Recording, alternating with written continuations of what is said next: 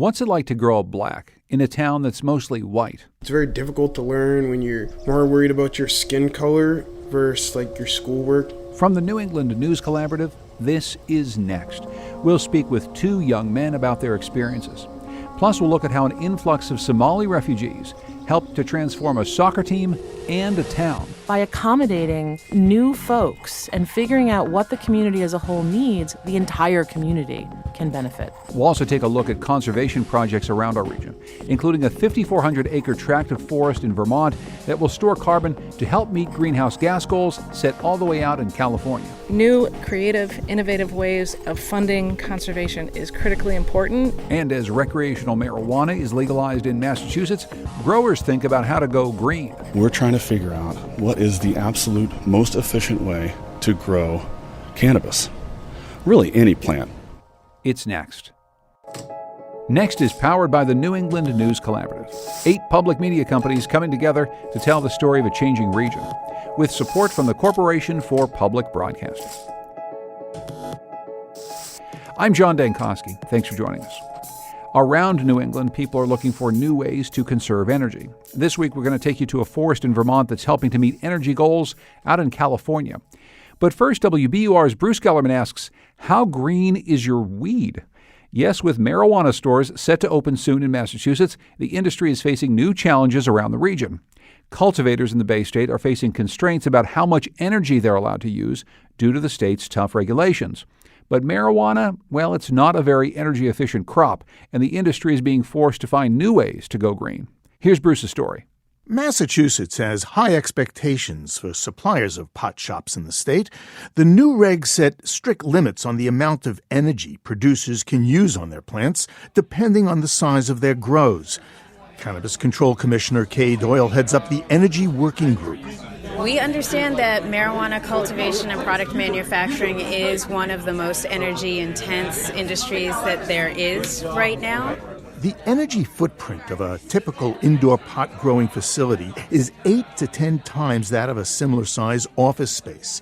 One study found 3% of the electricity used in California went for raising weed. And so we want to make sure that it is not something that is going to throw us out of whack with the Global Warming Solutions Act.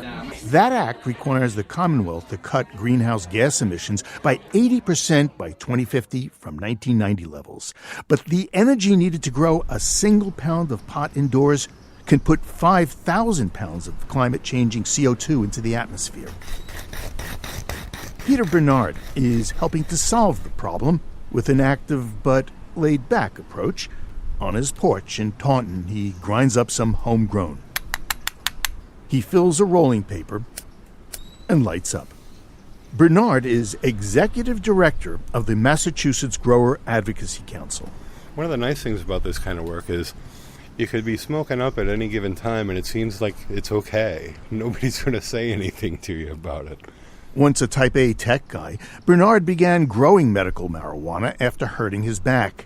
Now he represents cultivators, large and small, helping craft growers and corporations navigate the complex state marijuana regulations. If I'm talking to a legislator or a regulator and I'm trying to be all proper, it's cannabis. If I'm talking to my friends, it's weed. Or let's smoke a bone. Peter Bernard runs the Grower Advocacy Council out of his home, where he also raises his private stash. Whoa, you smell that? That's the smell of success. It's also the smell of money. A window AC and dehumidifier hum in the background. His small grow room electric bill runs $110 a month. Cannabis likes to have a Goldilocks zone of environment. Your temperature's got to be just right. Your humidity's got to be just right. If you do, they're going to be at their happiest. Bernard's plants look very content. 2 blue dream plants with big flowering buds grow under a purple light cast by an expensive LED. And 2 blue magoos bathed in yellow grow under a low-cost ceramic metal halide lamp. The lamps are on 12 hours or more a day. His small crop highlights the challenges large producers will face trying to meet the new state energy regulations. Those growing over 10,000 square feet of pot are limited to 36 watts of power per square foot. Smaller growers 50 watts. It's complicated. This is why people are having a problem with this wattage deal. That light costs $150, my ceramic metal halide. My LED light costs $850. But the ceramic metal halide cost me $40 a month to run. The LED cost me $8. So you're paying now or you're paying later. Or you can use renewables. If a commercial grower gets 100% of their energy off the grid, they can use as much electricity as they want. It's going to force larger growers to think outside the box to solve their lighting problems. There are a lot of really viable LED solutions, but the capital upfront investment of that can be prohibitive. Alternatively, growers can think inside the box. So this is the STEM box. Basically, this is going to be a pre-built modular grow system. Chris Denaro is co-founder and chief tech officer of STEM Cultivation. In a Salem Wharf warehouse stands their prototype device. It's designed to use science, technology, engineering, and math to produce pot the most energy-efficient way. As a mechanical engineer, this was like a dream project for me. I got to just take all of the coolest technologies and put together a system to help maximize yield and efficiency of growing. The STEM box is a self-contained vertical hydroponic pot farm. Roots mounted in 24 plastic columns that slide in and out for harvesting are automatically fed precise amounts of water and nutrients. A 5-ton AC keeps 240 plants Goldilocks happy. We just plugged in the pump to get the recirculating hydroponic system going. Now we're going to turn on the lights. Whoa, that's bright. I feel like you got a suntan in here. You have to wear shades. The state-of-the-art LEDs lining the STEM box are made by a Massachusetts company. The lights are intense and positioned just right to maximize plant canopy exposure. To us, efficiency equals cost. Lower efficiency, lower cost. It's as simple as that.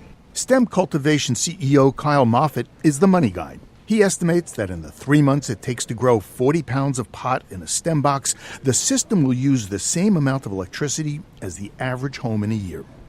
Licensed growers will rent the boxes and grow the plants. Moffitt says his startup needs seed money. What we'd like to do is grow ourselves, get a micro business cultivator license just for up to 5,000 square feet. We're not trying to be, because that R&D will help fund a business. So you'll grow the business by growing the plants. Despite his groan, Kyle Moffitt predicts the future of STEM is bright. It could get big fast because our objective is so clear. We're trying to figure out what is the absolute most efficient way to grow cannabis. Really any plant. And that's why we call it a universal agronomy system. It could be for anything. Marijuana could be just the tip of the iceberg. Lettuce, that is. There are already a few companies in Boston using hydroponics in shipping containers to raise crops.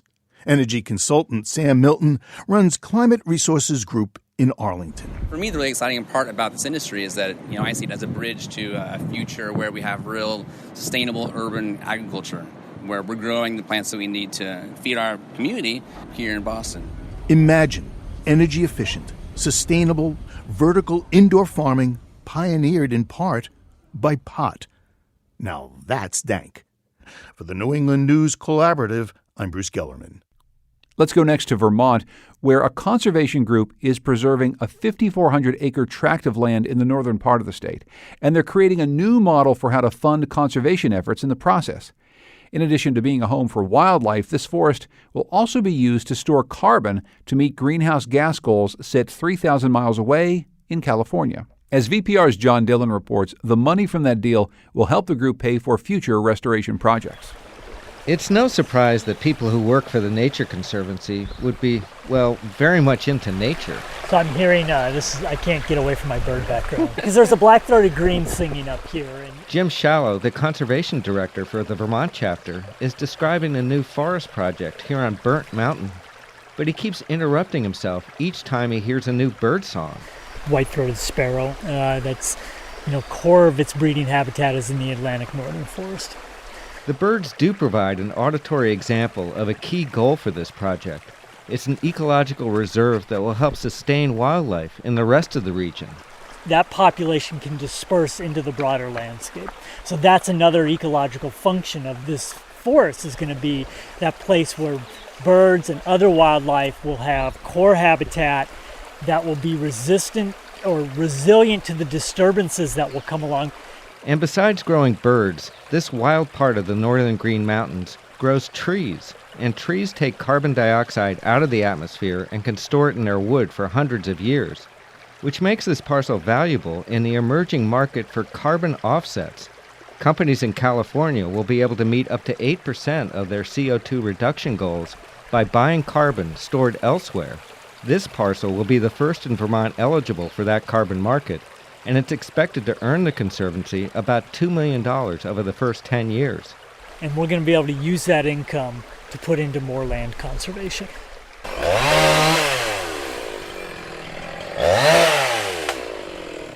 Okay, but first they're actually cutting a few trees. As part of the effort to maintain the land as forever wild, the Nature Conservancy is also restoring a stream called Calavale Brook, whose entire watershed is contained in the Burnt Mountain Tract. And to improve stream habitat, first you have to drop some trees. What we're doing is trying to restore that component that's been removed from the system, and that's the large wood component. Shane Jaquith is the watershed restoration manager for the Conservancy in Vermont. This stream has cold, clean water, perfect for native brook trout, but it lacks some of the elements that the fish need to really thrive. Jaquith explains that large logs in the water provide shade, structure, habitat, as well as organic matter for the insects that brook trout eat. Basically, they're trying to replicate nature, just on an accelerated time frame. These wood features are sort of steps in the stream, and as the flow plunges over these step features, it scours pools on the downstream side, so it creates deeper pools. If brook trout are the keystone species in this stream, moose are probably the most charismatic animal roaming these woods. All morning we've been hoping to see one, and it happens as the Conservancy crew drives me back to my car. Where is he? Where is he? Where Oh, is he? there he is. Yes! Yay! That is so awesome. Oh yeah, looks like a big cow. Heather Furman, the Conservancy's Vermont director, passes around a pair of binoculars. On the far side of a pond, the female moose seems to be cooling off in the water. Furman sees the moose as a symbol of both the fragility and resilience of the Vermont landscape. She notes the moose are threatened because of winter ticks that are booming because of climate change. She says projects like Burnt Mountain can help protect other areas for moose and wildlife. You know, we're at a place right now where the economy of conservation is changing. And public funding has diminished over the last decade or so. And so new, creative, innovative ways of funding conservation is critically important. And the Conservancy really believes in the power of the market to find new ways to fund conservation. And so that's what we're doing with this carbon project. And the land does not have to be kept forever wild in order to participate in the carbon market. The Nature Conservancy in Maine plans to sell carbon offsets from a large piece of working forest on the St. Johns River. For the New England News Collaborative, I'm John Dillon. Coming up, how a soccer team helped a divided town come together. It's next.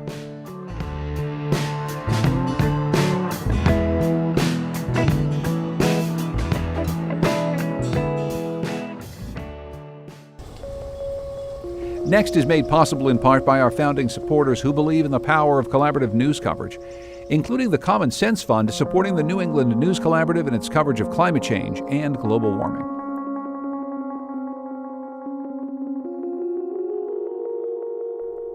The states in northern New England are some of the least diverse in the country. NHPR's Daniela Alley takes us to the town of Conway, New Hampshire, where two friends have been grappling with the realities of growing up black in a majority white town. And a warning for our audience, this story includes a racial slur. In the middle of North Conway, there's Schuler Park. It's a big field right along the main strip of shops and restaurants. The scenic railway has a stop here. And families throw baseballs and couples sit and chat on benches. Will Krug and Nick Sanderson have lots of memories of playing flag football on this field growing up. Will had the ball, and he was like running full speed, and I was running full speed. and we just like full on collide and just smacked each other. We each went back like 5 feet. Yeah. It was pretty funny. Right, yeah. Nick, who you just heard, and Will are high school seniors. They've been best friends for pretty much their whole lives. Oh, he's always there for me, I guess. You know? It's probably like a brother. My brother, like straight up my brother. But Will and Nick have also had to deal with the fact that they live in a town and area that's 94% white. They're both black, both adopted by white parents. And the incidence of racial bias began early. Will can remember someone calling him a racial slur when he was just 5. But they called me a nigger, and I was in kindergarten, and they were in first grade. And there was like a fence in between the kindergartners and first graders, and they like came down and said it to me. I didn't know what it meant. Once Will got to high school, moments like that started happening more often. Kids would definitely like lose something and then come up to me and tell me I stole it because I was black. And when this would happen, Will and Nick would turn to each other for support. Just talking about what happened, how to deal with it, calming each other down, I guess. Mostly, yeah, just calming each other down. Just get over it, you know.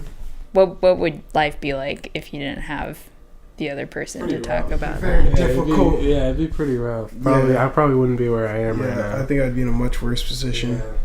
Their school, Kennett High School in Conway, gets students from 8 surrounding towns. And socioeconomically, the school is diverse. But when it comes to race, not so much. Last year, of a student body of about 800, just 12 students identified as black. Will and Nick say a couple of years ago, there was an incident that was pretty challenging for them. A handful of students started flying the Confederate flag on the backs of their trucks. Some wore shirts with the flag on it. One student who is white and now graduated posted a video on Twitter of a truck with the flag, sitting in traffic, revving its engine. The caption read, quote, "racist and proud." At the time, Will was a sophomore and Nick a freshman. School officials banned students from displaying the flag on their trucks or on their clothes. But some students kept wearing it, just hidden under a flannel.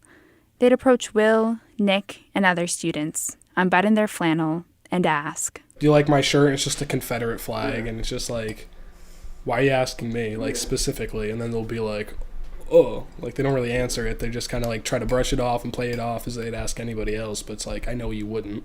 Like, I had kids put, like, Confederate flags in my backpack. A group of students, including Will and Nick, wanted the school to address the issue head-on. They wanted the school to host a forum to talk about the flag's history and why some people would see the flag as offensive. But if I was to put 500 kids into an auditorium and have a school-wide discussion, my concern was that the discussion would turn into a shouting match, and we certainly didn't want that. This is Principal Neil Moylan. That forum, it didn't happen. But he says he did talk with students individually and in small groups, and that teachers could have discussions in class. He says the issue was resolved once the flag was banned. I told him I had heard differently, that the school's underlying issues were still there. So I asked him what role he thinks schools play when it comes to addressing bias. Our role is to address it, and our role is to address it each and every time we see it, and not to ignore it, and we don't intend to ignore it. And I do think it's addressed every single time, contrary to what you may believe or have heard. For Will, the school's response wasn't enough. He saw the whole Confederate flag episode as just the latest example of a hostile environment at Kennett that was beginning to wear him down. There was barely any peer support in the school. Will had few teachers or administrators to confide in. And these incidents, they've followed him since his kindergarten days. It's very difficult to learn when you're more worried about your skin color and, like, who's going to say what to you in the next class versus, like, your schoolwork. Will had disciplinary issues, in-school suspensions, out-of-school suspensions, detentions. And it got to a point where his parents, Teresa Beckett and Matt Krug, who are white, were starting to wonder if their son was being treated differently because of his race. That was the really hard part, was figuring out, is he being discriminated against? Is he just a difficult person in class? Is he a difficult student? I wasn't sure. They asked the high school for a racial breakdown of the school's total suspensions, but the school doesn't keep track of that. Nationally, studies have found that black boys are 3 times more likely to be suspended than white boys. And ultimately, Will's parents decided that the school was a big part of the problem. They feared what their daughter, who's also black, would experience at Kennett High School. They had heard good things about Freiburg Academy, a private school that's free to town residents. It's just a 20-minute drive across the state border in Maine. So they moved to Freiburg. And when this past school year wrapped up, they sent a letter to their former school board in Conway about what they saw as a, quote, prevalent discriminatory culture. Here's Will's father, Matt Krug. There are other people who are going to come up through the school that I hope they don't have to reach this, don't have to go through the same thing. In recent months, SAU 9, which Kennett High School is a part of, has started an anti-bias response team. But Will's skeptical about this group.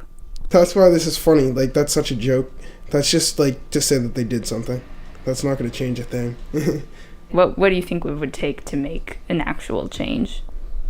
To have some school administration who are African American and make the school more diverse, just like the teachers and everything. It's just like, I feel like it just needs to be more diverse so kids know like what's okay and what's not. I mean, like if you're not exposed to it, then you're not gonna know what to do when you see a black kid, and like that's basically what we're dealing with. Will and Nick do have some hope that things will change, but they know that there are still challenges ahead. And at the very least, they say, they have each other to rely on, to go out and ski, longboard, or play some football to clear their heads for a bit. For the New England News Collaborative, I'm Daniela Ali. In the early 2000s, Lewiston, Maine was in the midst of an economic downturn. The city of 36,000 was 96% white, and more than half of the Lewiston families with children under 5 were living at or below the poverty line. But that all started to change in 2001 as thousands of Somali refugees began arriving in the city. Over the course of the next decade, 7,000 immigrants from Africa arrived in Lewiston. The city was not always welcoming, but this all began to change due to an unexpected group, the Lewiston Blue Devils soccer team. Amy Bass tells the story of this changing team and town in her new book, One Goal, A Coach, a Team, and the Game That Brought a Divided Town Together, where she follows this team as they pursue the state championship for the first time in their history. Amy, welcome to Next. Thanks for joining us. Thank you, John. Thanks for having me. Why were so many Somali refugees coming to the city of Lewiston? So the Lewiston migration is what we call a secondary migration. It's not where they first landed. Refugee relocation sites, they're federally dealt with.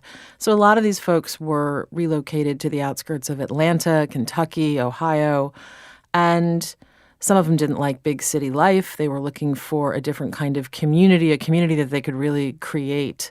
Lewiston fit the bill for them in a lot of ways. This might feel like a fish out of water story, thinking about Africans in one of the whitest, coldest states in the United States. And yet, Lewiston's own economic situation meant that there was space for these folks. It had good schools. It was a safe city. And it had vacancy because of its own sort of rearview mirror of a factory town trying to find its new identity. This was a place where folks could make community.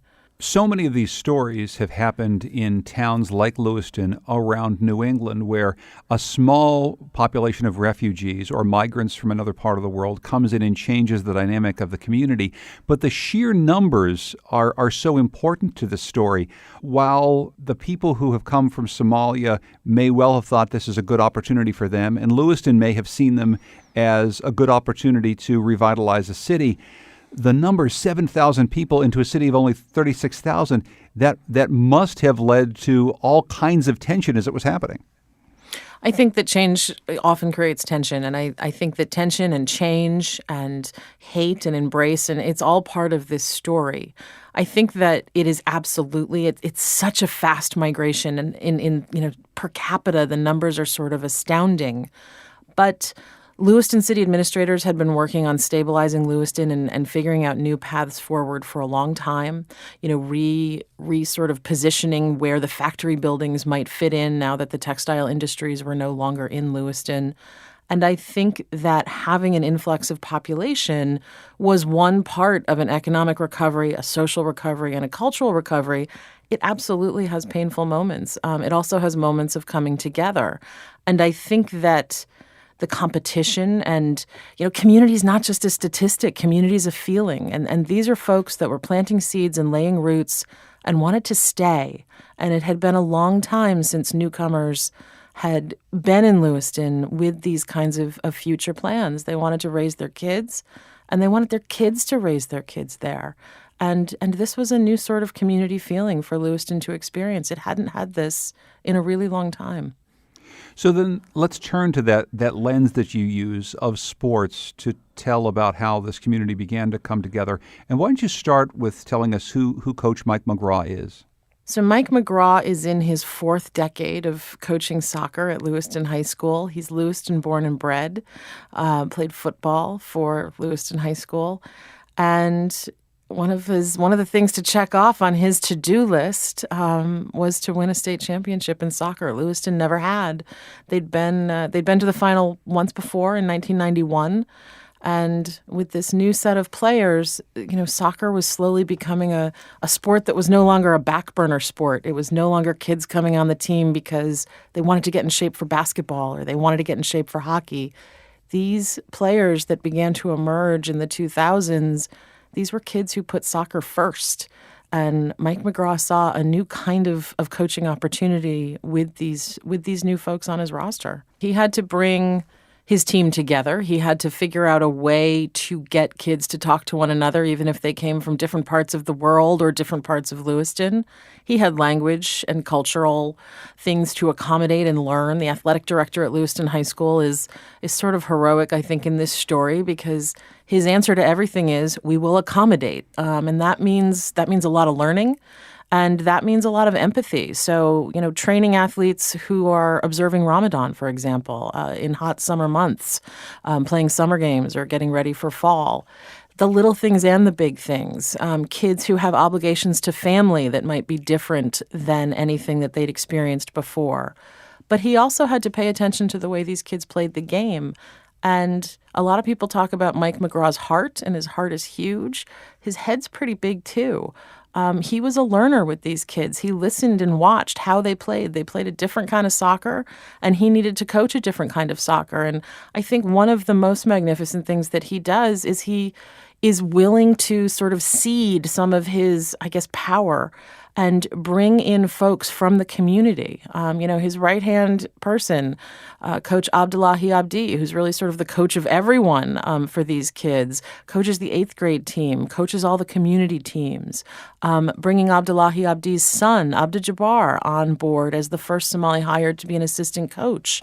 So reaching into the community, learning about the community, partnering with the community, and making sure that these kids, that they had the mentors and the support that they needed. It's interesting that this lens of sports to tell stories like this, because we often hear of people who could learn quite a bit from others, whoever those others are, but because it has to do with politics or it has to do with government or even business, they're unwilling to listen. But it seems as though there's something specific about sports in which the coach has to learn if he wants to win. He has to adapt, and he has to bring on people whose ideas might be different from his, just in the goal of winning. Yeah, and the kids say something that I think is such a great sort of life lesson to take away from it when you talk to them about coach or about what it's like to be on this team. And they're almost dismissive about it in that they say, you know what, coach doesn't care where we're from as long as we pass the ball. And that's their bottom line, because that's how they're going to put numbers on that board. And that's what their goal is. So figuring out how to be together, how to play together, how to work the ball together down the field, they are very conscious that they're serving as an exemplar for greater parts of the community. Is it a different story if they don't win, if they don't come together to achieve a goal and just come together to play? Well, I think that, there's a transformation going on in Lewiston in so many different ways. And one of the big things to see, this is a hockey town, right? This has been a hockey town for a long time. This is a state championship winning dynasty hockey town. And instead of there being a fear of soccer replacing hockey, now it's a hockey and soccer town.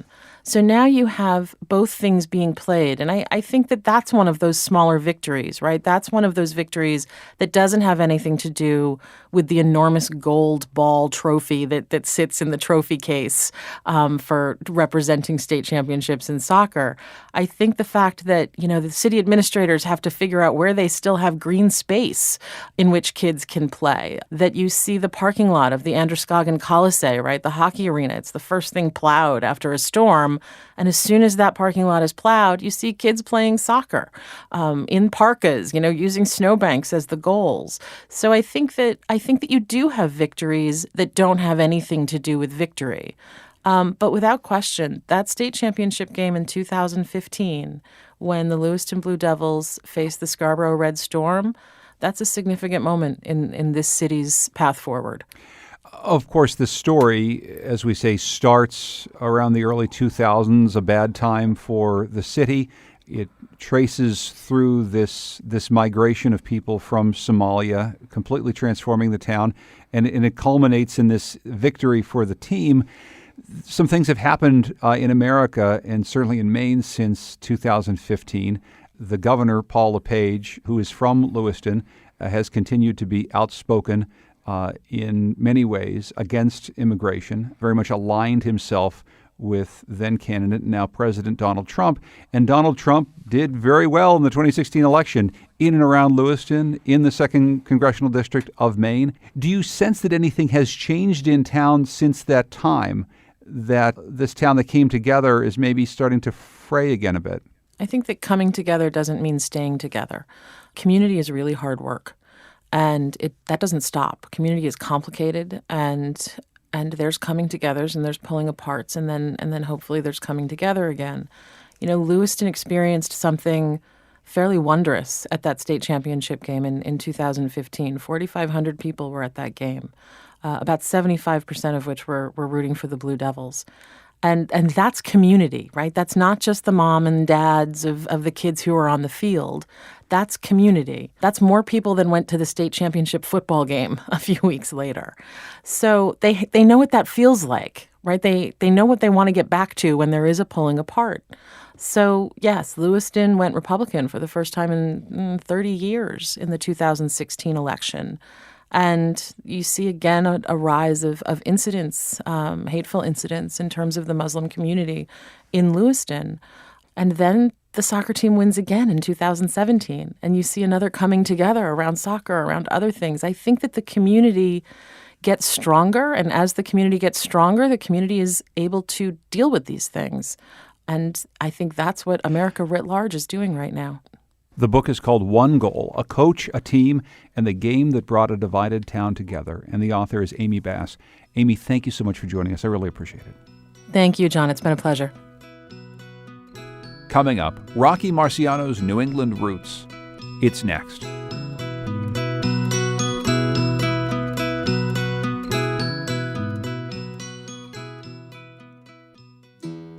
Next is made possible in part by our founding supporters who believe in the power of collaborative news coverage, including the John Merck Fund, supporting the New England News Collaborative in its coverage of climate and clean energy. When you think of New England sports, you might think of the Red Sox or the Patriots. You probably don't think about one of the greatest heavyweight champions of all time, though. Yeah, Rocky Marciano, born Rocco Marciano, grew up in Brockton, Massachusetts.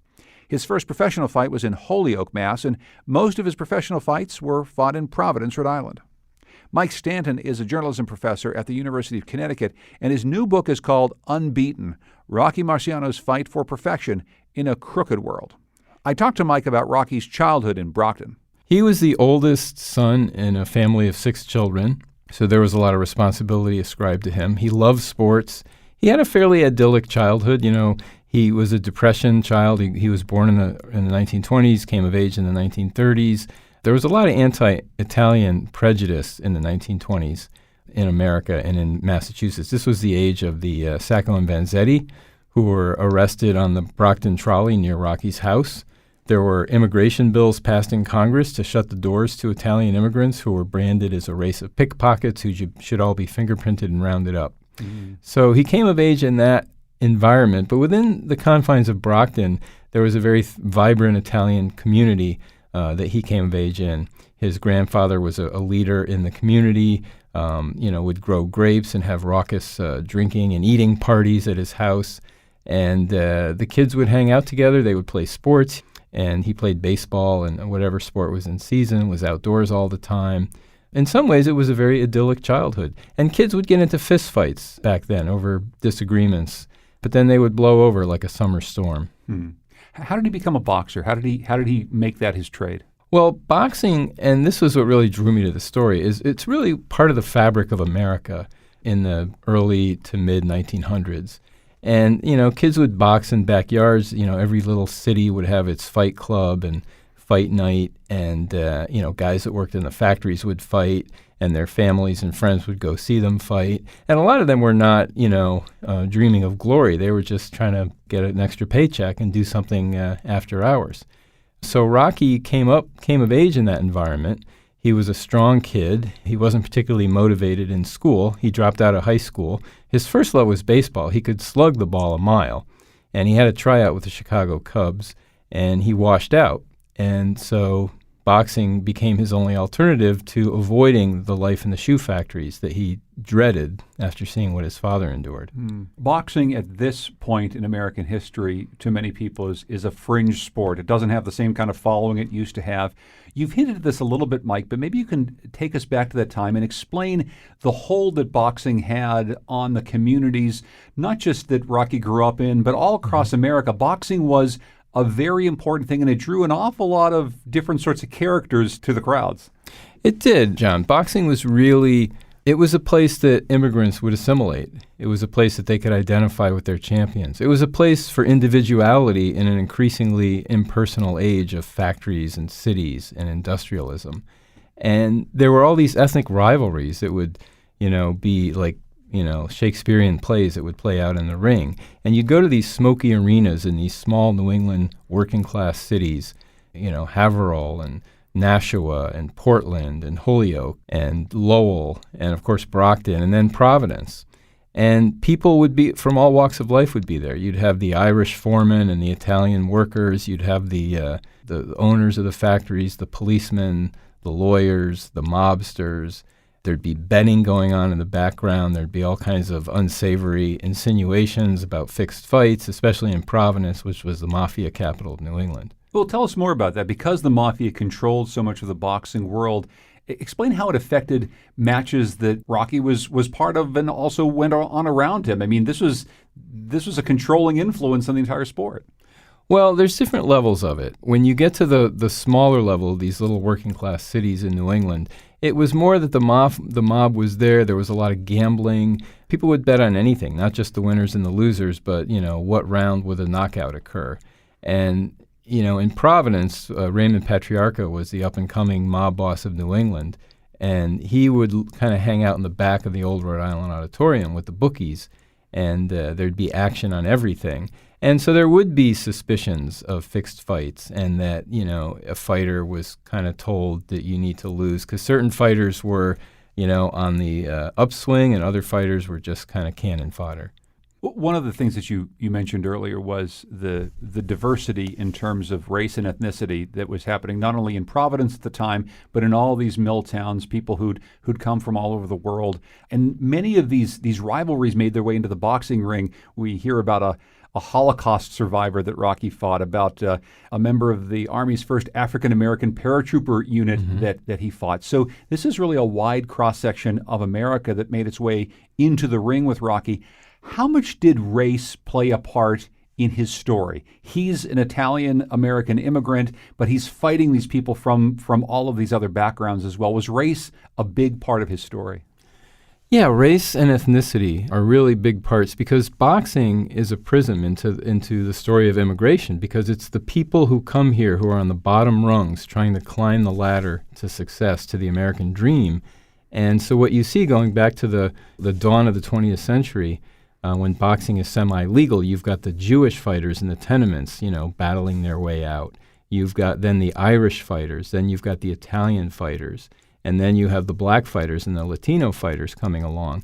And so it's this great melting pot in the circled square. Aside from those ethnic rivalries, what I found with Rocky was there was a surprising amount of tolerance about people who were different. There was no racial animosity, and he respected the black fighters who he fought. He was, in 1952, when he became the champion, the first white champion since Joe Louis had knocked out James Braddock back in 1937. So it had been about 15 years. And so there was this kind of subtle great white hope mantle that was placed on him, but it was not one that he was ever comfortable with. He really did identify with the black fighters that he faced in the ring. You know, great unrated fighters like Ezra Charles, Jersey Joe Walcott, Archie Moore. And of course, he had a tremendous respect for Joe Louis, his boyhood idol, who he knocked out through the ropes in Madison Square Garden to end Louis's career and propel his own. Of all the stories that you combed through when you were writing this book, what are some of your favorites? Well, it was really kind of a journey of self-discovery for me. I grew up in Windsor Locks, Connecticut, a mill town on the Connecticut River. My father grew up in Ware, Massachusetts, a mill town. His father was a janitor. My father was one of the first in his family to go to college on the GI Bill. And he went to college in Providence, and he was there when Rocky was fighting.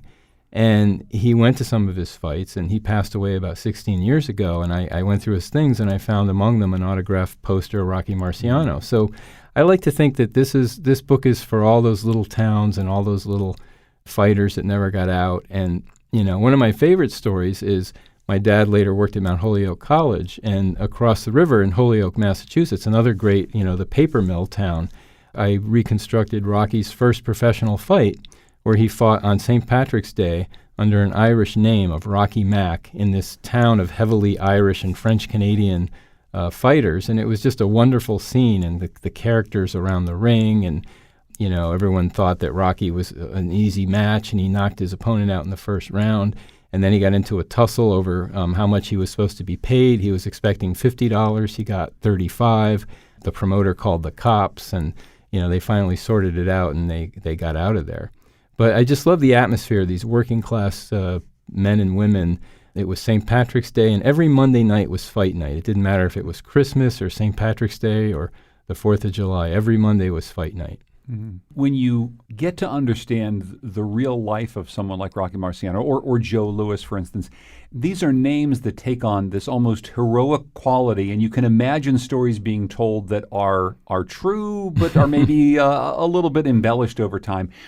Is knowing about the real Rocky Marciano make him bigger to you than just hearing the stories that people have told over time, which maybe were a little bit inflated? They do, because, again, this goes back to how huge boxing was in our culture back then. It was as big as baseball, and if you were the heavyweight champion, everybody knew your name. Today, most people probably couldn't name the heavyweight champion of the world. But back then, Rocky was known by presidents, movie stars, politicians.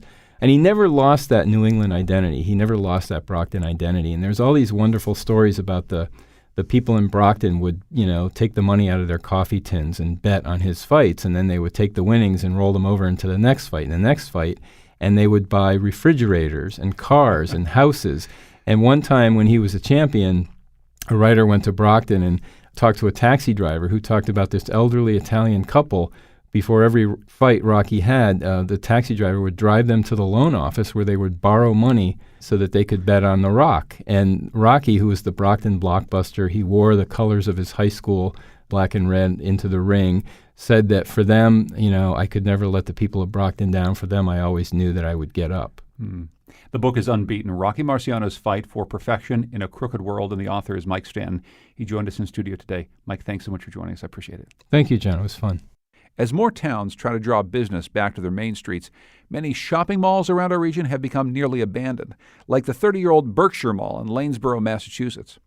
But near the Spencer Gift Store in a now shuttered Hollister, something rather unexpected is alive and well: baseball.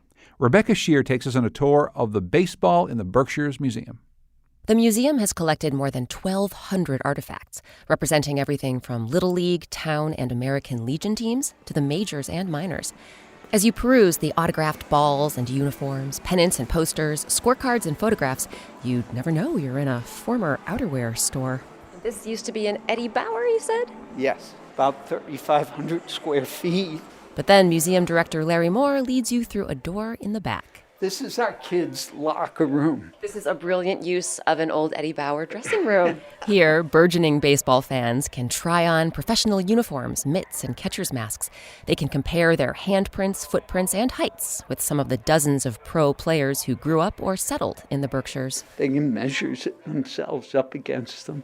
Frank Grant, not very tall. At 5'7", Ulysses F. Frank Grant was born in Pittsfield in 1865. The African-American second baseman couldn't break the color line to join the majors, but his performance in the integrated minors and with touring black teams like the Cuban Giants got him into the Baseball Hall of Fame. The Berkshires' other inductee in Cooperstown is North Adams-born Happy Jack Chesbro. The pitcher's 41 wins during the 1904 season is still a major league record. But baseball in Berkshire County stretches back long before Chesbro and Grant laced up their cleats. Case in point, a facsimile of a local ordinance hanging on the museum's back wall. Over here we have 1791 and the famous bylaw. Pittsfield created this bylaw after building a beautiful new meeting house designed by superstar architect Charles Bulfinch. And it had glass windows, which were a treat around here and expensive to replace. The meeting house was opposite the town common, what we now call Park Square. That's where I meet baseball historian Jim Overmeyer, who says this was a hot spot for games, especially games with balls. So in 1791, Pittsfield banned all ball games within 80 feet of the meeting house. Because they didn't want the windows broken. The official list included cricket, football, something called cat, something else called fives, and yes, baseball. So the 1791 bylaw? It is one of the earliest mentions of the game of baseball in the United States. Nearly 70 years later, and about 10 blocks north, Pittsfield scored another run in baseball history when Amherst College challenged Williams College to a game. The rivaling schools sought a neutral site, and in 1859, they agreed to play at the Maplewood Young Ladies Institute. It was a finishing school for girls. And if you look at the old maps, it pretty much occupied from here to the corner of First Street. Maplewood had recently purchased a building from the city of Pittsfield and relocated it to campus.